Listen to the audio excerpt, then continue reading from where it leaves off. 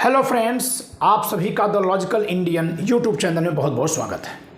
मैं हूं एडवोकेट पंकज कुमार त्रिपाठी और आज मैं एक बहुत ही ज्वलंत मुद्दे पर चर्चा करने जा रहा हूं जो भारत की राजनीति को और सरकार के चरित्र को समझने के लिए जानना बहुत ज़रूरी है। मैं चर्चा करने जा रहा हूं इलेक्टोरल बॉन्ड्स स्कीम पर। इलेक्टोरल बॉन्ड स्कीम 2018 में लाई गई थी, जिस पर सुप्रीम कोर्ट में संविधान पीठ द्वारा चर्चा की जा रही है। विपक्षी दलों का आरोप है कि ये जो 2018 में चुनावी बॉन्ड योजना लाई गई थी, उसमें सारा धन सत्तारूढ़ दल के पास आ रहा है, विपक्ष के पास बहुत कम आ रहा है। कम क्यों आ रहा है? इस पर सत्तारूढ़ दल यानी भाजपा के लोग कह रहे हैं कि भाई ये तो चंदा देने वाले पर है कि आपको दे हमको दे, लेकिन विपक्ष कह रहा है कि ऐसा इसलिए हो रहा है कि जो कोई व्यक्ति विपक्ष के पार्टियों को चंदा दे रहा है, उसकी सूचना, उसका नाम सरकार को पता चल जा रहा है। सरकार को जब पता चल रहा है, सरकारी एजेंसियों का प्रयोग करके चंदा देने वाले लोगों को परेशान कर रही है, वहां ईडी और सीबीआई की रेड्स पड़ रही हैं, जिससे लोग हतोत्साहित हो रहे हैं और विपक्ष को चंदा देने से कतरा रहे हैं। इस प्रकार भारतीय लोकतंत्र में एक असंतुलन की स्थिति पैदा हो गई है, क्योंकि चुनाव के लिए धन का होना बहुत जरूरी है और ये सारा का सारा धन या बहुत बड़ी मात्रा में सत्तारूढ़ दल यानी बीजेपी के पास चला जा रहा है। आखिर ये स्कीम कैसी है कि ऐसा हो रहा है? इस पर चर्चा करने से पहले थोड़ा सा मोदी सरकार की कार्यशैली पर चर्चा कर दें। आप सबको याद होगा कि 8 नवंबर 2016 को जब नोटबंदी की गई थी एकाएक, तो 2017 के मार्च में उत्तर प्रदेश राज्य, जो भारत का सबसे बड़ा राज्य है, में विधानसभा चुनाव होने वाला था। उस समय सारे टेलीविजन चैनल ने न केवल इसको करप्शन रोकने के एक उपाय के रूप में प्रचारित किया, बल्कि जोर शोर से इस बात का डंका पीट रहे थे, बेशर्मी से पीट रहे थे कि अब सपा बसपा उजड़ जाएगी, मायावती के खजाने में जो धन रखा था सब बेकार हो जाएगा, अब अखिलेश यादव जो चंदा रखे हुए हैं, जो भ्रष्टाचार से कमा कर रखे हैं, सब पर एक बार प्रहार हो गया। मतलब हर एक स्कीम को विपक्ष को बर्बाद करने वाला प्रचारित भी किया जाता है, जबकि ऐसा कुछ नहीं हुआ। बीएसपी और समाजवादी पार्टी या सभी पार्टियां वैसे ही चुनाव लड़ी जैसे कि नोटबंदी न होने पर वे लड़ती। सारा भुगतान जनता को करना पड़ा। आज तक समझ में नहीं आया कि नोटबंदी से फायदा क्या हुआ। और नोटबंदी के बाद जो करेंसी नोट आए हैं वो 2-4 साल में इतने गंदे फटे पुराने हो गए हैं कि उस पर तो कहना ही क्या। खैर, जनता जो लाइन में लगी मरी वो अलग, उस पर कोई चर्चा नहीं। काला धन कितना आया नहीं आया कोई चर्चा नहीं। लेकिन बहुत बेशर्मी से गोदी मीडिया, जिसको आज कहा जा रहा है, और बीजेपी के आईटी सेल ने इसको एक चुनावी मास्टर स्ट्रोक के तौर पर प्रचारित किया था, जबकि सरकार अपने मुंह से इसे भ्रष्टाचार और आतंकवाद पर अंकुश लगाने का उपाय बताते हुए प्रचारित कर रही थी। इसी तरह से इलेक्टोरल बॉन्ड स्कीम 2018 में जो लाई गई, 2 जनवरी 2018 को अधिसूचना इसकी जारी हुई है। इसमें कुल 14 नियम हैं। मैं सारे नियम आपको दिखा दे रहा हूं। ये आपको पढ़ाने के लिए मैं सारे नियम यहां स्क्रीन पर रख दिया हूं, जिससे कि आप सब पढ़िए, और हिंदी में रखा हूं ताकि हिंदी माध्यम की भारत के लोग पढ़ सकें। जल्दी जल्दी मैं पढ़ता हूं, जहां जरूरत होगी वहां व्याख्या करूंगा।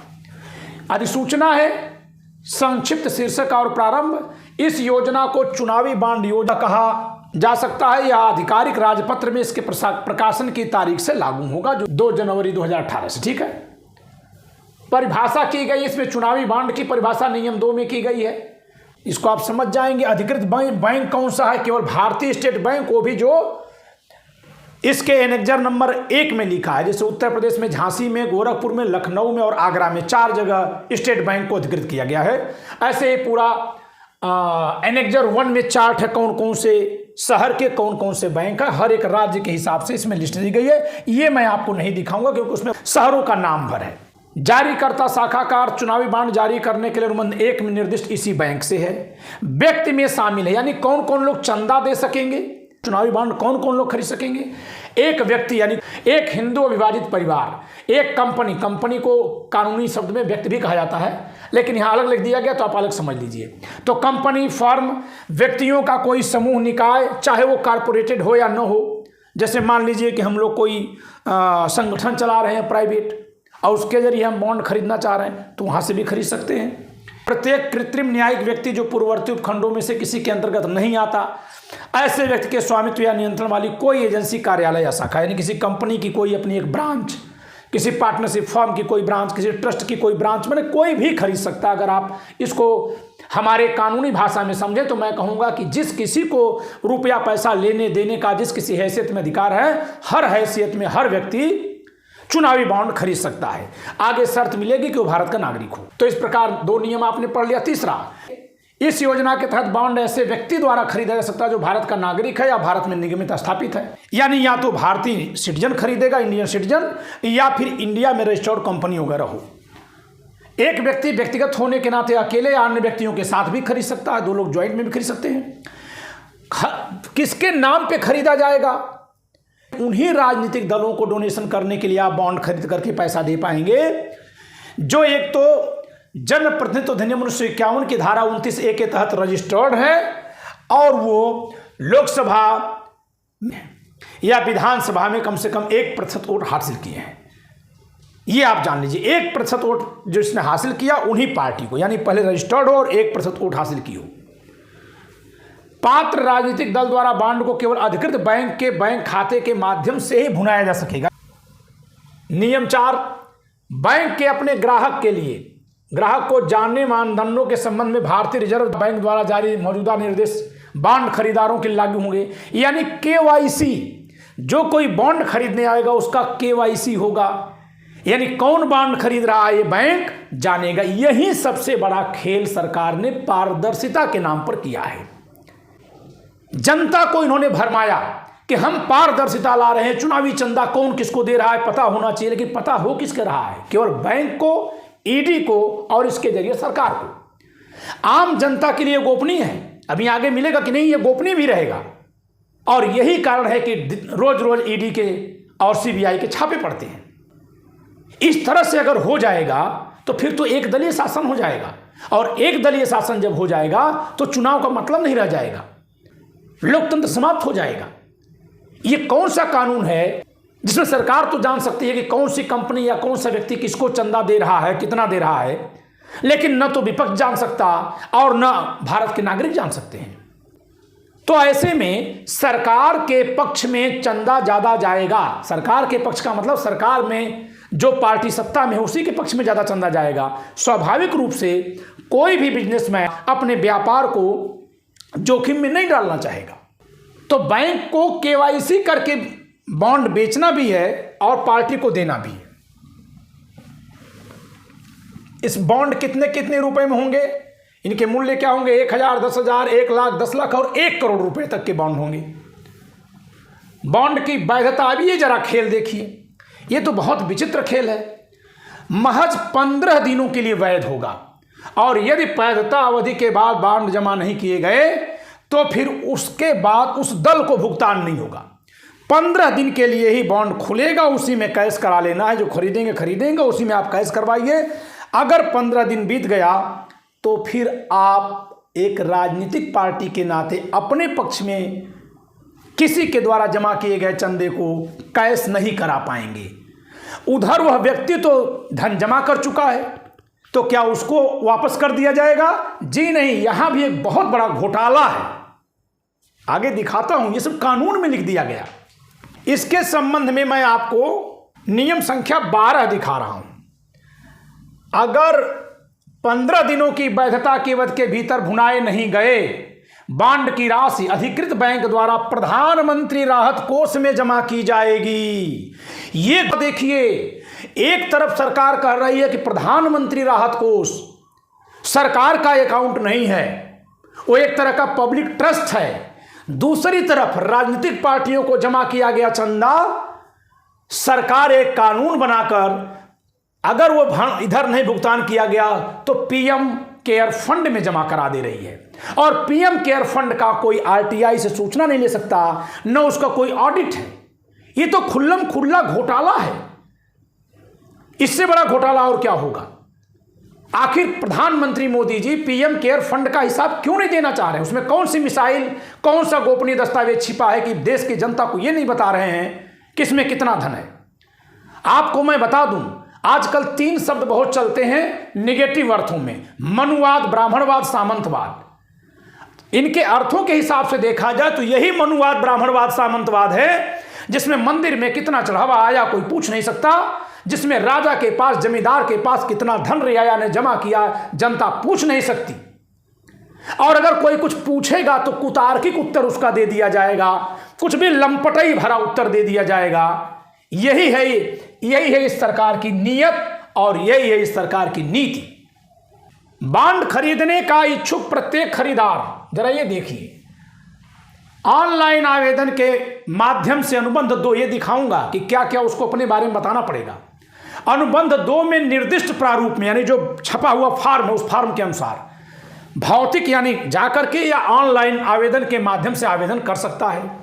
प्रत्येक आवेदन में इस अनुबंध 2 में दिए गए प्रारूप यानी कि फॉर्मेट के अनुसार उसको विवरण जमा करना होगा और दस्तावेज जमा करना होगा। उसमें आधार कार्ड लगाना पड़ेगा, कंपनी अगर है तो कॉर्पोरेशन लगाना पड़ेगा, सर्टिफिकेट जो मिलता है, पूरा नाम, पता। आप कहेंगे इसमें गलत क्या है? बिल्कुल गलत नहीं है, कुछ भी गलत नहीं है, लेकिन तब ये सबको दिख जाना चाहिए, क्योंकि ये बैंक में वो जमा कर रहे हैं। और देखिएगा, अभी ये जब गोपनीय बनेगा तो एक आदमी को देखने का अधिकार है। आगे लिखा हुआ है नियम 7 के उपनियम 4 में, जरा देखिएगा, ये जरा देखिए, और यहीं से सारा खेल हो रहा है। तो एक तो नियम 12 में आपने देखा कि जहां पीएम कोष में जमा हो जा रहा है, और दूसरा नियम 7 के उपनियम 4 को देखिए। खरीदार द्वारा दी गई जानकारी को अधिकृत बैंक द्वारा गोपनीय माना जाएगा। आप सबको लग गया, रही तो गोपनीय है, हाँ ठीक है, हम किस पार्टी को चंदा दे रहे हैं कोई नहीं जानेगा। नहीं हुजूर, रुकिए, गोपनीय माना जाएगा। सक्षम अदालत द्वारा मांगे जाने या किसी कानून प्रवर्तन एजेंसी द्वारा आपराधिक मामला दर्ज किए जाने के अलावा किसी भी उद्देश्य के लिए किसी भी प्राधिकारी को इसका खुलासा नहीं किया जाएगा। क्या खेल है? भारत के किसी प्राधिकारी को जानने का हक नहीं। राज्य की पुलिस एजेंसियों को मना कर दिया, क्योंकि विपक्ष की सरकारी राज्यों में है तो वो भी नहीं जान सकती, लेकिन प्रवर्तन एजेंसियां जान सकेंगी। और प्रवर्तन एजेंसियां रिपोर्ट करती हैं सेक्रेटरी महोदय को गृह मंत्रालय में, और गृह मंत्री साहब से प्रधानमंत्री। तो जो सत्ता में बैठे हैं वो तो सब कुछ देख रहे हैं कौन किसको क्या दे रहा है। और फिर एजेंसी गई छापा मारने। अगर आपके घर 4 बार पुलिस आए दिन भर में तो आप काम कर पाएंगे अपना? पूरी तरह से लोकतंत्र को बर्बाद करने की साजिश है। ये देखिए, अगर कोई बैंक में केवाईसी नहीं देगा तो उसको बॉन्ड नहीं लेने दिया जाएगा। खरीदार को बॉन्ड गैर वापसी योग्य आधार पर जारी किया जाएगा। आप जब जमा करेंगे, बॉन्ड खरीदेंगे, तो फिर आप वापस करके पैसे नहीं ले सकते। या तो वो पार्टी लेगी या पीएम कोष में जाएगा, या भारत सरकार के पास तो कभी भी नहीं जा रहा है। अरे भाई, जब कोई नहीं लेगा, जिस पार्टी को हमने दिया वो नहीं लेगा और हम नहीं ले पा रहे हैं, तो भारत के संचित निधि में भेजिए। ये पीएम केयर फंड कौन से दुनिया की अनोखी निधि बन गया? मैंने अभी हाल ही में यूट्यूब पर इसी चैनल पर एक वीडियो डाला है कि पीएम केयर फंड संविधान का उल्लंघन है। आप लोग देखिए उस वीडियो को, कि संविधान में पीएम केयर फंड जैसे किसी फंड की बात नहीं की गई है, और चाहे किसी भी नाम से कोई फंड बनाया जाएगा, सबको बजट के जरिए संसद के सामने रखने को अनिवार्य बनाया गया है संविधान में। मैंने अनुच्छेदों का हवाला दे करके एक वीडियो बनाई है, मेरा निवेदन है कि आप लोग देखिए उसको। लोकसभा के चुनाव के समय पर 30 दिनों के लिए खोल सकते हैं। राज्यों की विधानसभा, विधानमंडल के चुनाव में 15 दिन के लिए अतिरिक्त खोल सकते हैं। अन्यथा ये साल में 4 बार खुलेगा, जनवरी, अप्रैल, जुलाई और अक्टूबर। बॉन्ड पर कोई ब्याज दे नहीं होगा, यानी जिस पार्टी के पक्ष में है उसको कोई ब्याज नहीं मिलेगा। बॉन्ड जारी करने के लिए खरीदार द्वारा बॉन्ड की खरीद पर कोई कमीशन, ब्रोकरेज या अन्य शुल्क नहीं मिलेगा। ये कोई खास बात नहीं है। बॉन्ड जारी करने के लिए सभी भुगतान रुपए में, डिमांड ड्राफ्ट या चेक के माध्यम से या इलेक्ट्रॉनिक क्लियरिंग सिस्टम के माध्यम से। ये भी कोई खास नहीं है, आप लोगों के लिए खास नहीं है। खास यही था, राजनीतिक दल केवल अपने अकाउंट में ही उसको भुनवा सकेगा, यानी बैंक से बैंक में पैसा जाएगा। तो 2 जगह पता चल गया सरकार को, और अगर 15 दिन के भीतर नहीं भुनाया गया तो सीधे प्रधानमंत्री राहत कोष में जाएगा। ये बहुत बड़ा घोटाला है। जो लोग स्वेच्छा दान देंगे उनको इनकम टैक्स से उस पैसे पे छूट मिलेगी। बांड व्यापार के लिए पात्र नहीं होंगे, यानी बांड की खरीद फरोख्त नहीं हो पाएगी। अब चलिए हम अनुसूची 2 दिखा रहे हैं। एक में तो केवल बैंकों का नाम है, किन किन शहरों में कौन कौन से बैंक से बॉन्ड मिलेगा, तो वो हमारे आपके लिए ज़रूरी नहीं है, गूगल पे आप देख सकते हैं। लेकिन ज़रा देखिए, अगर आप बॉन्ड खरीद रहे हैं तो आपसे क्या क्या मांगा जा रहा है, और इसी से दिक्कत हो रही है। आवेदन का प्रारूप, आवेदन पर जारीकर्ता बैंक का नाम, शाखा का नाम, तारीख, सदस्यता का तरीका, चेक, डीडी, इलेक्ट्रॉनिक, दिनांक, ठीक, आवश्यक मुल्क भर, ये सब भरना है। पैन नंबर, टैन नंबर, यानी जो खरीद रहा अपना पैन नंबर दे या टिन नंबर दे, अगर वो कंपनी की तरफ से खरीद रहा है तो। आवेदक का विवरण पूरा कैपिटल अक्षर में लिखना पड़ेगा। पहचान का विवरण, पासपोर्ट, आधार, मतदाता पहचान पत्र पूरा इसमें लिखना पड़ेगा। अगर 1 से अधिक लोग हैं तो भी करेंगे। घोषणा जो करनी ये बड़ी खतरनाक है कि अगर आप गलत जानकारी दे देंगे तो जेल में भी चले जाएंगे बॉन्ड खरीदते समय। हम इसके द्वारा घोषणा करते हैं, वचन देते हैं कि आवेदन पत्र में दी गई जानकारी सही प्रकार से सही है। मैंने चुनावी बॉन्ड के खरीदार के साथ साथ चुनावी बॉन्ड धारक के अधिकारों कर्तव्यों की जानकारी को पढ़ और समझ लिया है। हस्ताक्षर, हस्ताक्षर पूरा। और यहाँ देखिए पासपोर्ट, घोषणा का, ये तो हिंदू अनडिवाइडेड फैमिली है। नीचे मैंने थोड़ा सा कट कर दिया है, उसमें यही बॉन्ड धारक के अधिकार और कर्तव्य की जानकारी दी गई है, जिसमें इन्हीं धाराओं में लिखी बातों को एक सारणी में लिख दिया गया है, जो नियमों में लिखी बातें हैं। ये क्या तमाशा है देश में कि सरकार सबका हिसाब ले रही है लेकिन अपना नहीं दे रही है। तो जो इलेक्टोरल बॉन्ड के नाम पर स्कीम लाई गई थी, ये कह के कि चुनावी चंदे में पारदर्शिता आएगी, वास्तव में पारदर्शिता नहीं आई है, बल्कि सरकार का नियंत्रण बढ़ गया है। और जब कभी चुनाव पर सरकार का नियंत्रण बनेगा तो सरकार में बैठे दल को अनावश्यक असंवैधानिक फायदा मिलना स्वाभाविक है। रोज रोज ईडी और सीबीआई के छापे, विपक्ष के नेता हैं चुनाव के वक्त में जेल में, ये बहुत बड़ी चिंता का विषय है।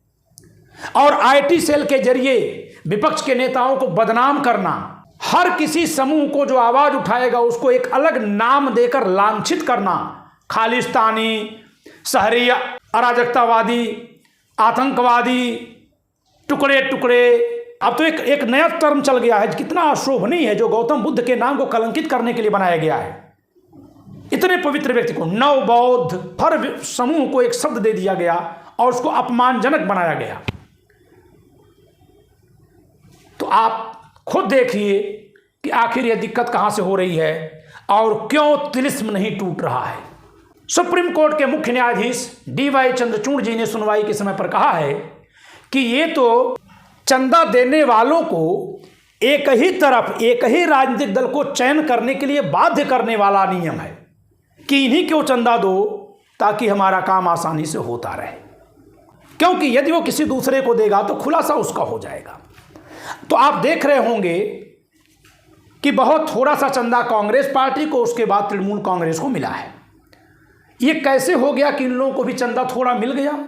दरअसल इनको वो कंपनियां चंदा दे रही हैं जो एकदम व्हाइट काम करती हैं भारत में, जो अपनी साख के लिए जानी जाती हैं।